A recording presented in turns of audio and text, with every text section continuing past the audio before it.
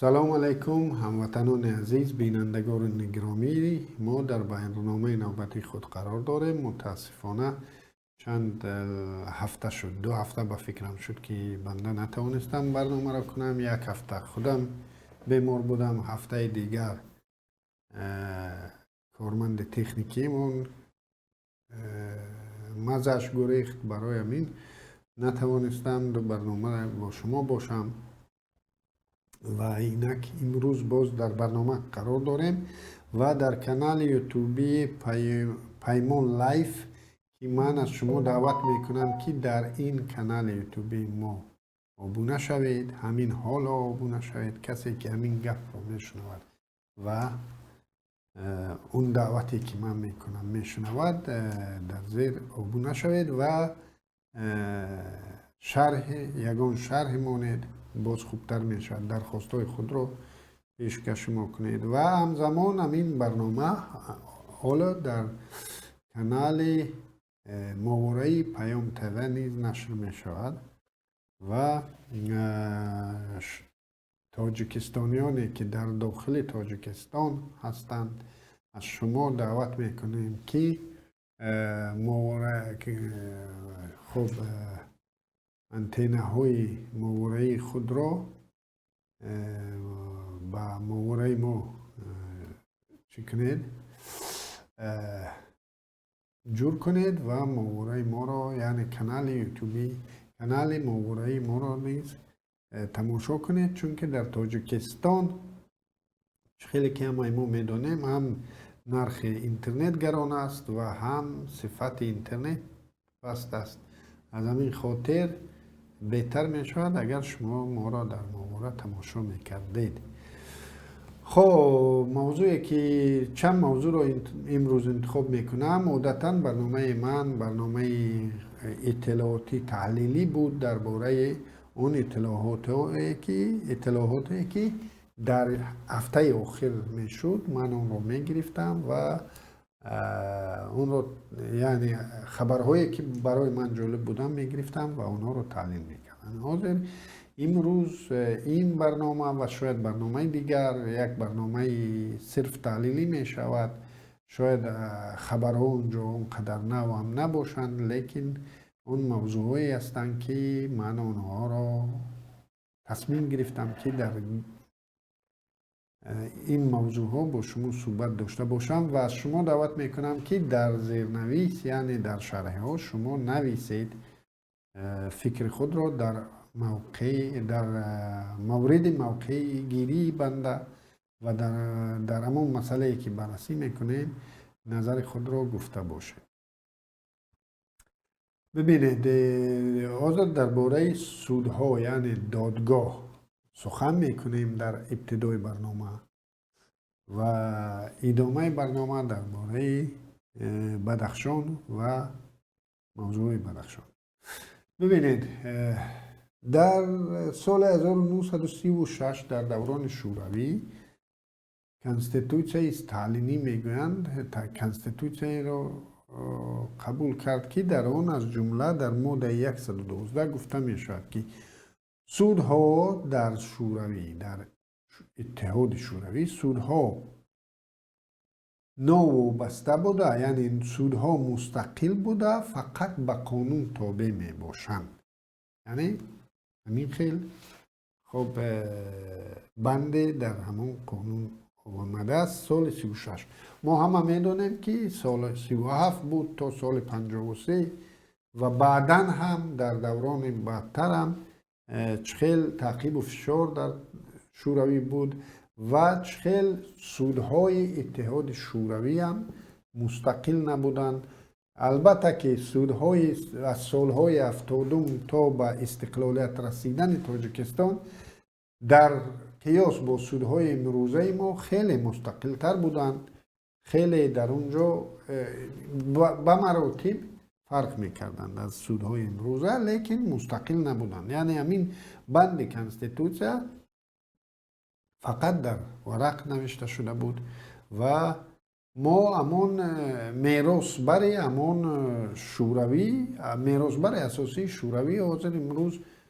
تاجیکستان مانده است که تقریبا همون برداشتی که در شوروی بود از سودهای مستقل و اخیراً شاهیان در نشست خبری که هفته گذشته امین هفته گذشته گذرانده بود شاهیان میگوید که یعنی از روی آمار در طول همین نیم سال 2022 یگان پرونده نبوده است که در آن عیبدار شونده یعنی گمانبر سفید شده باشد. و این دلیل می‌آورد شاهیان که خب تفتیشات تا حد حرفه‌ای عمل می‌کند که یگان بیگناه در زندان نرفته است و او باز دلیل می‌آورد که یگان بیگناه زندان نمی‌شود. ببینید ما و شما البته می‌دانیم که سودها در تاجیکستان تا چه حد مستقل هستند. این یک حاکمیتی است که سود حتی در عصر میانه هم قاضی بود در کشورهایی که خب مسلمان نشین بودند، قاضی ها بودند، دیگر بودند. یعنی حتی در همون دوره عصر میانه هم همین خیلی وابسته سود وابسته یعنی قاضی وابسته نبود است که امروز است. تا حدی که در پرونده ها حمایتچی در پرونده که امروز سودای تاجیکستان اون رو میبرند حمایتچی تقریبا یک اشتراک کننده که حتی از عیبدار شونده هم نقشش در همین روند سود یا در پروسس سود نقشش از عیبدار شونده هم پستر است. و ما آخران سید احمدزاده بود همین خیلی یک سود بود است پرسال که یگانه آدمی که در ولایت سوخت چی کرده است عیبدار شونده رو سفید کرده است و باعث مشکلی شخصی خودش شده است و امروز خودش در زندان است و 2 ماه در بازداشت پیشکی است و ادعا دارد که بی‌عیبی خود را اثبات میکند، لیکن باور ندارم که بی‌عیبی خود را اثبات کرده باشد. یک تجربه دیگری که همین نظام دادگاهی ما یعنی سودهای ما دارند، نفری که برای او بازداشت یعنی چاره پیشگیری را در بازداشت پیشکی اگر عملی کنند، باور کنید که یگان بار همین خیل آدم را سفید یا بی‌عیب برآوردنی نیستند و همون سودیه سید احمدزاده که همین کار را کرد محض به خاطر همین او خودش امروز در بازداشت است. و ببینید نفری که 2 ماه بعد اون 2 ماه رو باز تمدید میکنن به 6 ماه و تا 1 سال حکمش رو انتظار می شود و بعد 1 سال چخل می شود که همون دادگاه بیاید و بگوید که همه کار غلط بوده است، این شهروند یگان گناه نداشته است و سفید کند. البته که چنین غیر امکان است، چون که حداقل اگر همون بی‌عیب ترین باشد، رنگ مثال خیرالله میرسیدوف که جواب دادن دلیر یک خب روزنامه نگار دیگر بود که اونا او را به 1 سال حکم کردن و خیرالله میرسیدوف به همون مولتی که در چیز بود حداقل در زندان بود، یعنی در چوره پیشگیری در حبس پیشکی بود، به همون مولت حداقل حکم میبرارند یعنی سفید نمیکنند. این تجربه دادگاه های تاجیکستان است و یگانه دادگاه در دنیا، یگانه مقامات تفتیشاتی در دنیا شاید تاجیکستان داشته باشد و شاید باز ترکمنستان که یگان اشتباه نمی کنند، یعنی مقامات تفتیشاتی یگان اشتباه نمی کرده است به باور شاهیان و همه اونهایی که پرونده شون تا تا دادگاه یعنی تا سود میرسد همشان البته که جنایتکار هستند و در همین نشست مطبوعاتی همین بنده خدا همین شیر محمد شاهیان که پیش از سود عالی تعیین شدنش این کمیسیون مرکزی انتخابات و رای پرسی بود و ما همه از تجربه همون میدانیم تا چه حد این طبق قانون عمل میکند. همین بنده خدا امروز میگوید که چند نفر نمایندگان جامعه مدنی بدخشانی را پیش از آن که تفتیشات خوب تمام شود یعنی پرونده به دادگاه رود، این بنده خدا که خودش سود عالی است میآید و میگوید که اینها سرکردگان این گروه های جنایتی هستند، یعنی به همون سودیه‌ای که زیر دستش است، همون سودیه‌ای که حاضر پرونده همین نفرها را خب در به تفتیشات همین سود خودش تفتیشات میبرد، همون پروسس سود یعنی روند سود خودش تفتیشات سودی نام دارد. یعنی اون تفتیشات سودی است که از تفتیشات پیشکی ناوابسته است، در اونجا عیبدار کننده است و حمایتچی است و این میآید و همین سودیه در تفتیشات سودی تصمیم میگیرد که آیا واقعا همین مفتش همین دلیل ها رو که آورده است حالا واقعا همین آدم همین جنایت رو صادر کرده است یا نه. این علاکه حاکمیت سودی که حاکمیت سیوم میگن، حاکمیت سودی برای همین اون رو حاکمیت جداگانه میگن که همون سودیه ناوابسته است عیبدار کننده در همون تفتیشات سودی تصمیم میگیرد که آیا همین گناه صادر شده است یا نه. لیکن مادامی که خب چی میگن خواجهش یعنی خوجینش رئیس سود عالی که در تاجیکستان البته در دیگر کشورهایی که اونجا دولت‌های حقوق بنیاد هستند در اونجا سود عالی هم برای سودیه‌های دیگر یعنی یک امیر نیست، یک امر دهنده نیست و اون سودیه‌های پایانی هم مستقلن در همون تفتیشات سودیشون. لیکن در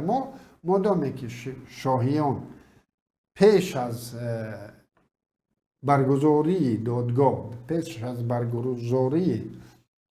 خود همون دادگاه آدم مشخص فرض کرده موضوع خلباش باشد یا دیگر اون برادران بدخشانی و خواهران بدخشانی که امروز در زندانند و این سود عالی اونها را جنایتکار اعلان کرد، البته که یگان سودیه در تاجیکستان حاضر پیدا نخواهد شد که در این پرونده ها اون چیزی که نشانه که در نشست مطبوعاتی شاهیان به اونها حکم داد از بیرون از همان حکم شاهیان اونها بیرون نمیشن و اصلا امکان ندارد که آدم بیگناهیش را ثابت سازد. حاضر در همین اساس میایم به یکی از اشتراکداران همین روند یعنی روندی یا پروسسی تفتیشات سودی یکی از اشتراکداران کی است؟ حمایتچی یا اون را ادوکات میگوییم. و حمایتچی های ما چه رقم هستند؟ حمایتچی های ما در یگانه همون کلیگ ادوکاتی اونها چیز میگیرن، همون لیسنس میگیرن و یگانه کلیگ ادوکاتیه که چی دارد؟ اجازت نامه از وزارت عدلیه دارد و طبیعی است که این کلیگ ادوکاتی هم یکی از ساختارهای مقامات اجراییه شده است. یعنی اما وزارت عدلیه خودش ساختار مقامات اجراییه است و این خب کلیگ ادوکات ها هم یک ساختاری چی شدگی همین ساختار مقامات اجراییه. و ببینید در دنیا ادوکات همراه زیر حمایه‌اش در پرونده فرق نیست. اون پرونده جنایی باشد، پرونده شهروندی باشد، یگان پرونده دیگر باشد، اقتصادی باشد. یعنی حمایتچی با زیر حمایه‌اش چی میکند؟ استراتژی رو انتخاب میکنه. استراتژی یعنی استراتژی چه خیلی است؟ من جنایت کردم، یگان جنایت دزدی کردم یا یگان جنایت دیگر کردم. خب واقعا اون جنایت صادر کردم، لیکن چی میگن؟ دلیل ها در دست مفتشان، دلیل ها یشان خیلی خراب هستند. یعنی دلیل پیدا کردن نمیتوانند. در تاجیکستان ما به صفت دلیل مرا شکنجه میکنند تا من بگردن گیرم. لیکن فرض کرده من غارت کردم و اونا دلیل کافی ندارند و می آیند و من قطعی امان حمایتگرم. استراتژی رو انتخاب میکنیم. من میگم که من نکردم همین کار. مفتش کدام دلیل های دارد و منو حمایتچی هم انتخاب میکنیم. او دلیل هایی که او دارد ما چخیل انتخاب کنیم. من همین خیل رد کنم تا آخر و یا دلیلشون قوی باشد، ادوکاتم یا حمایتچی هم به من مصلحت میدهد که بیا برادر این وریانت تمام نمیگذارد، چون که اونها دلیل های زیاد دارند. برای همین بیا ما اعتراف کنیم، لیکن همین قسمتش رو اعتراف میکنیم، این قسمتش رو نمیکنیم. یعنی استراتژی رو انتخاب میکنیم. لیکن اگر من زیر مایه او باشم و استراتژی رو میگم که نه، من فقط رد میکنم، من راضی نمیشم، من همین کار انجام ندادم، همون ادوکات یا حمایتچی مجبور است یعنی یا کار مرا یعنی از همکاری با من دست کشد، از حمایه من دست کشد، یا همون استراتژی که من انتخاب کردم، من پافشاری دارم، همون استراتژی قطعی دو کسا میرید. در تاجیکستان امروز مخصوصا در همین پرونده هایی که انگیزه سیاسی دارند، همین پرونده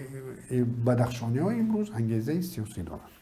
پرونده پیش از این هم پرونده همین دلیر امام علی، ذوق بیگ سید امینی و دیگر برادرانی که روزنامه نگاری که این روز بازداشت شدن، اینها هم پرونده هاشون انگیزه سیاسی دارند. و در پرونده هایی که انگیزه شون سیاسی است، امروز در تاجیکستان ادوکات را پیدا نخواهیم کرد که او بیاید و همین استراتژی رد کردن. مثال فرض کردیم عبدالله غربتی گناه رو به گردن نمیگیرد، لیکن همون ادوکاتی که با او کار میکند او همین جرأت رو نخواهد داشت که با همین استراتژی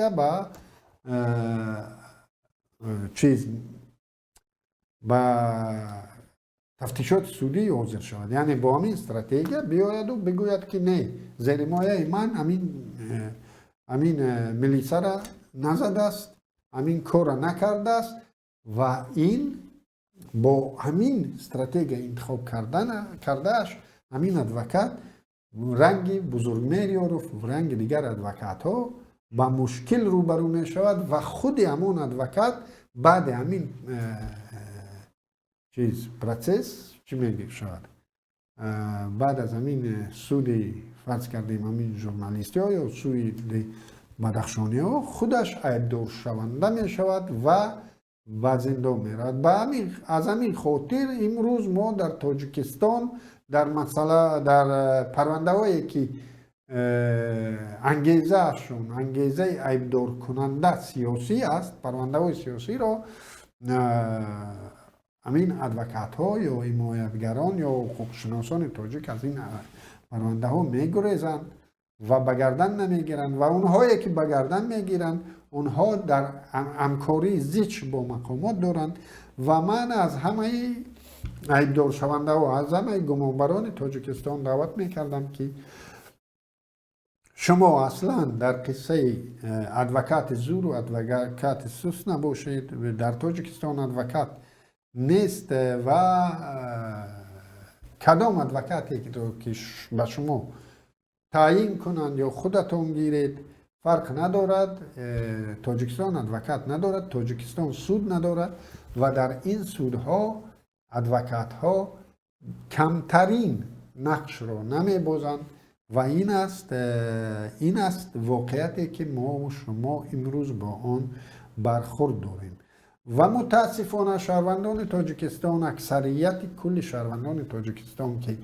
خودشان و نزدیکانشان این روز مشکل با مقامات ندارند، اونها بر این باورند که اونها چنین زندگی دارند که یگان روز مشکل با مقامات نخواهند داشت و امروز همه اون بی‌عدالتی که نسبت همین مردم ها در جریان است، اینها خود رو کنار گرفتند و میگن که ما به سیاست دخالت نمی کنیم. یعنی اون تهمت و با اون تهمت و بوتانی که فرض کردیم دلیر امام علی، عبدالله غربتی، ذوق بیگ سید امینی، پیر محمد زاده رفتن به زندان و پیش از اونها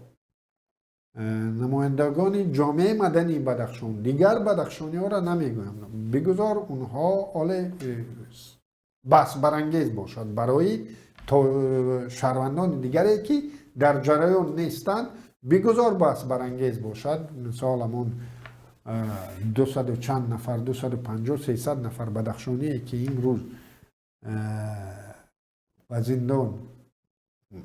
در زندان ها هستند، بگذار آنها در نزد شما سوال برانگیز باشند. لیکن او چند نماینده جامعه مدنی که به خاطر خود ثبات و امنیت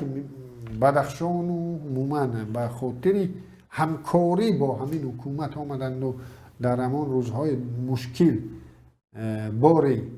گران را به گردن گرفتند، امروز اونها را شیر محمد شایان در نشست مطبوعاتی جنایتکار تعیین میکند و به زیردستان خود حکم با همین چیز خود حکم میدهد که با همین مصاحبه خود با اونها حکم میدهد که شما حق ندارید تفتیشات اینها را همچون تفتیشات پیش برید، شما حق ندارید حقیقت رو یابید، شما حق ندارید حقیقت رو یابید، شما فقط همون چیزی که و خلاصه عیبداری که پروکورور به شما پیشنهاد میکند همان هم میگیرید، سرکوپی میکنید، امضا میکنید و چقدری که خواهند و همون چقدری که پروکورور گفت به همون سالها امینا را زندان میکنید. در دوره شوروی، در آخرای دوره شوروی که در آن من الکی آدم خردسال نبودم، جوان بودم و میفهمیدم که این چی در جریان است، در اون وقتا حداقل امین عیبدار کن، مثال مقاماتی که عیبدار میکند، همین خیلی یک بازار شده بود، بازار، رنگی بازار. مثال پروکورور طلب میکرد فرض کردیم 15 سال و برای حمایتچی همین خود مقامات سود برای حمایتچی شانس میداد که همین یک توصیف نامه بیارد، یک چیز بیارد، یک دیگر حجت را جمع کند و همون 15 ساله به 12 سال و به 10 سال چند سال از اونجا بریده پرتایند و کمتر کنند و به همین بازار را حداقل برای حمایتچی میماندن که حمایتچی هم بگوید که خب من چیزی که از دستم آمد کردم که نانش را حلال کند. لیکن در تاجیکستان امروز برای در پرونده هایی که انگیزه سیاسی دارند اینها میآیند و همین امکانیت را هم حتی از حمایتچی ها گرفتند و همین خیل حاضر همین خیلی حالتی است در تاجیکستان که خب در این موضوع باز برنامه دیگر هفته دیگر هم شاید در همین موضوع باز سخن کنیم. من میخواستم محترم تماشابینان شما در زیر در شرح او نویسید همین گپ های تصدیقات ها و گپ هایی که بنده گفتم در گرد همین بحث کنیم. شما نویسید، ما شاید هفته آینده این موضوع رو وسیع‌تر بگیریم، شاید میمان رو دعوت کنیم، یگان میمانی که من میخواستم میمان رو داشته باشم که خودش یعنی جبری دیده همین نظام دادگاهی یا شوروی بوده باشد یا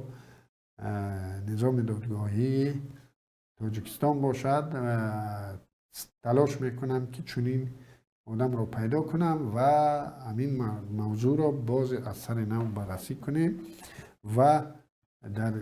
این موضوع و خطر تهدیدهایی که از همین دادگاه این روز خیلی سخت و بسته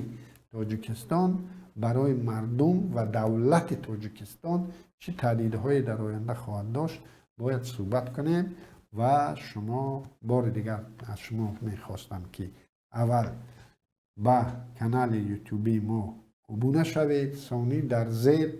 فعالانه نویسید در شرح و در این موضوع ها بحث کنیم. خب هفته چند هفته شد از همون روز و ساعتی که حال برنامه نکردم یک واقعه دیگری شد که کمی با واقعه تاجیکستان مانند این در قرقلپاقستان ازبکستان همون واقعی که با وقوع اومد کمی در این باره هم میستم. ببینید در اینترنت در فیسبوک دیدم که زیاد تاجیکستانی ها خب درک نداشتن درباره قرقلپاقستان، اونا را جدای طلب میگفتند و دیگر یک واقعیتی که از دوران شوروی است اون رو به شما میارم. در دوران شوروی واحدهای مأموری مختار بودند در هیئت جمهوری های به نام شوروی، جمهوری های مستقل. اونایی که مثال جمهوری تاجیکستان بود، جمهوری شوروی سوسیالیستی تاجیکستان بود، جمهوری شوروی سوسیالیستی قرقیزستان و در داخل این جمهوری ها باز بودن جمهوری های افتنامی یا خودگردان یا در فارسی جمهوری خودگردان میگن، در زبان حاضره که در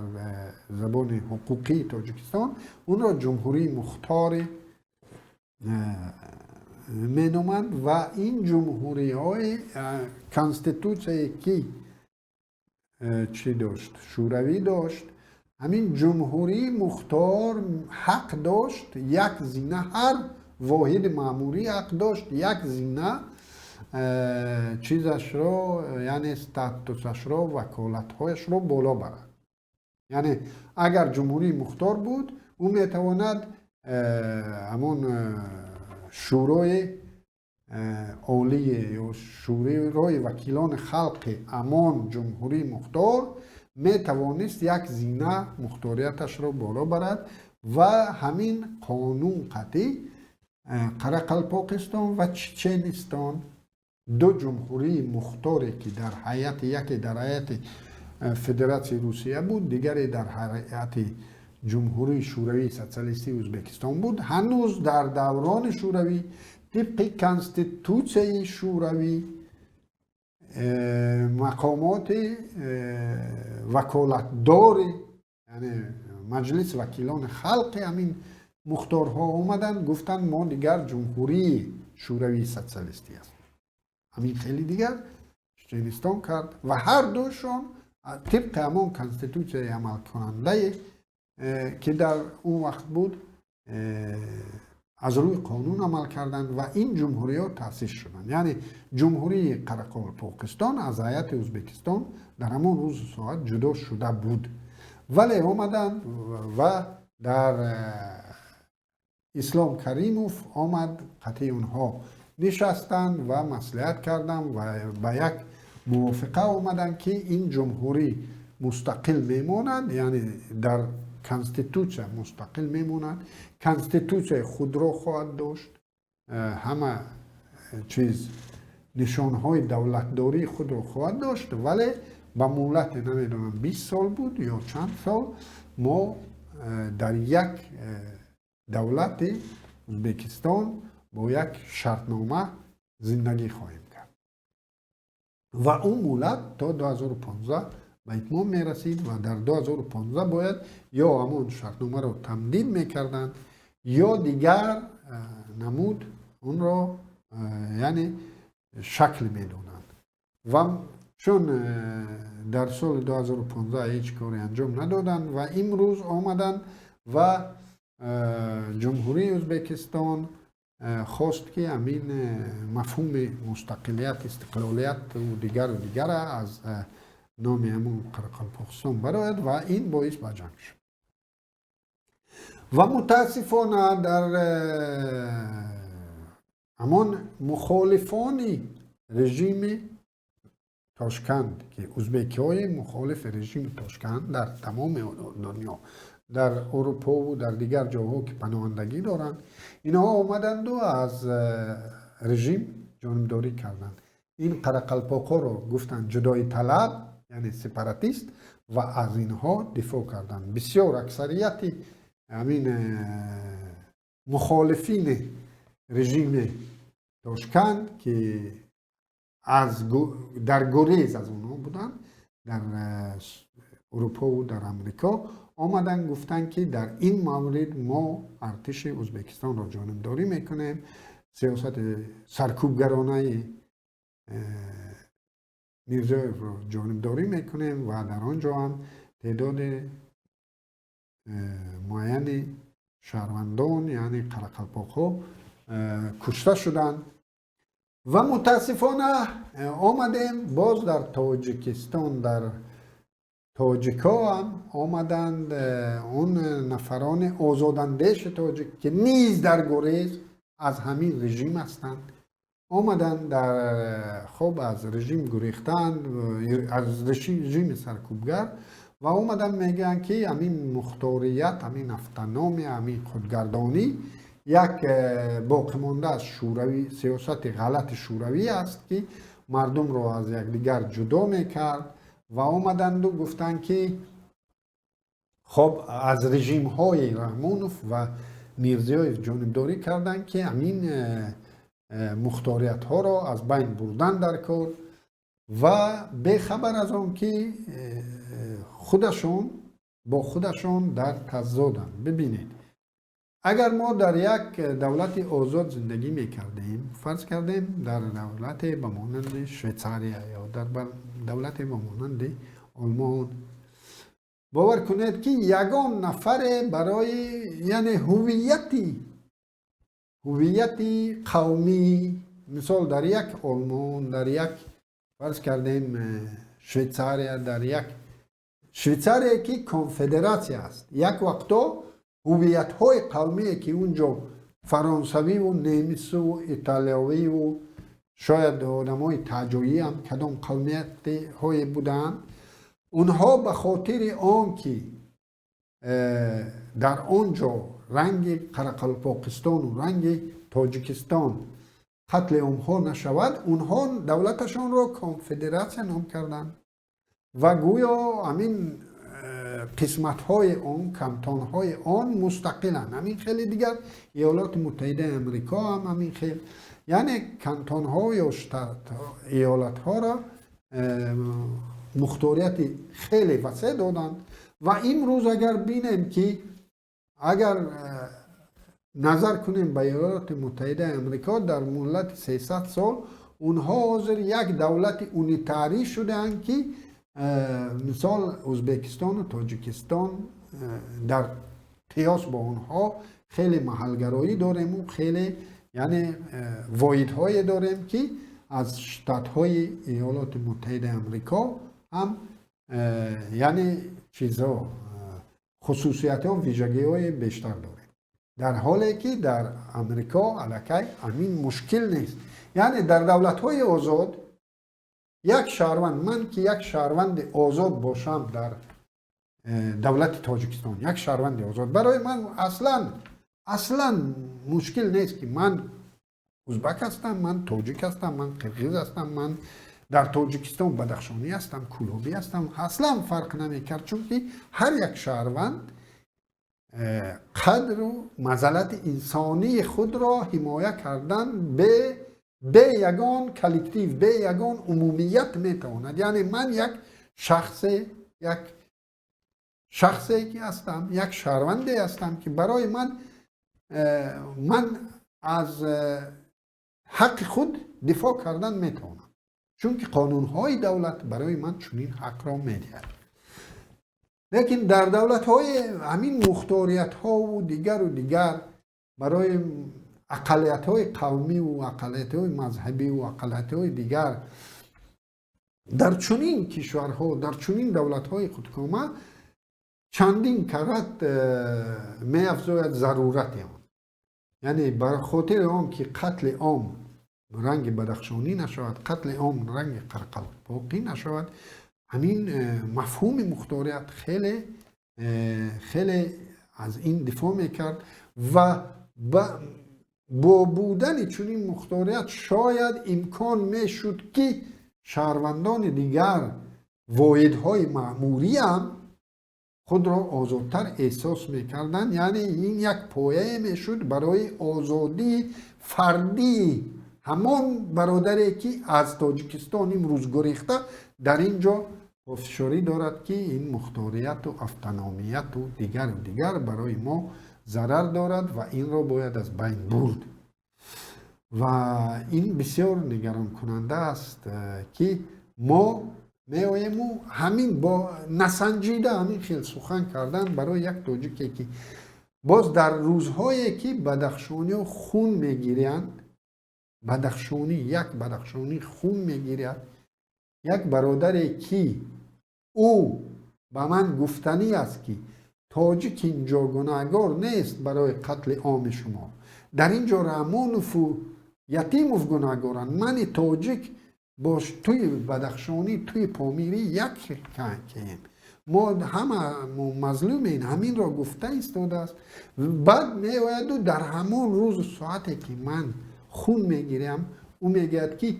تو را مختار شوروی کرد به خاطر پراکنده کردن ملت تاجیک و ما باید همین مختاریت تو را از تو بگیریم. اکنون رحمانوف تو را قتل عام کرد، حالا تو را زندانی کرده ایستاده است و من هم در کنار رحمانوف هستم که همین کار خوب میکند، چون که اتونومی باید تو نباشه. خیلی نگران کننده است و از محترم تماشابینان، از شما هموطنان عزیز، از شما میخواهم که در زیرنویس، در شرح ها نویسید موقع خود را در اینجا در این نوار من نویسید. من میخواهم که این نوار خیلی تماشابین بیشتر داشته باشد، چون که دو موضوع خیلی مهم را در اینجا بررسی کردم و من میخواستم که هرچی بیشتر مورد بحث قرار بگیرد و این بحثی که ما از این میگریزیم، یعنی موضوع محلگرایی که شما میگید و دیگر ما از این نگریخته این را باید ما محاکمه کنیم و با محاکمه به هم بیاییم که این روز رحمانوف تمام کار را، رژیم رحمانوف تمام کار را کرد که ملت ما پراکنده باشد و این به نفع رحمانوف است، این به نفع اون نفرانی است که رحمانوف را عوض کردنی هستند. یعنی رستم باشد، دیگرش باشد، بر نفع اینها است که ما پراکنده باشیم. و اینا آمدن قتل عام بدخشانی ها را کردند از نام تاجیکا و امروز در بین بدخشانی ها تخم بدبینی کشتن، تخم نفرت کشتن نسبت دیگر تاجیکان و اونها در عیان این را ابراز می‌دارند با حرکتشون، با سخنشون و باعث بدبینی دیگر تاجیکا میشوند و از هر دو طرف هم به یکدیگر هجوم های لفظی و این خیلی می شود و از همین خاطر ما باید این رو به بحث کشیم و ما باید به متحدی یعنی به پراکندگی بیشتری که رحمانوف به آن منفعت دار است ما باید راه نهیم که پراکندگی ما بیشتر شود. از این خاطر من میخواستم که در این موضوع شما نظرتون رو گفته باشید و ما در برنامه‌های بعدی در گرد هم بحث کنیم. تشکر از دقتتون. خدا یار و مددگار ما شما.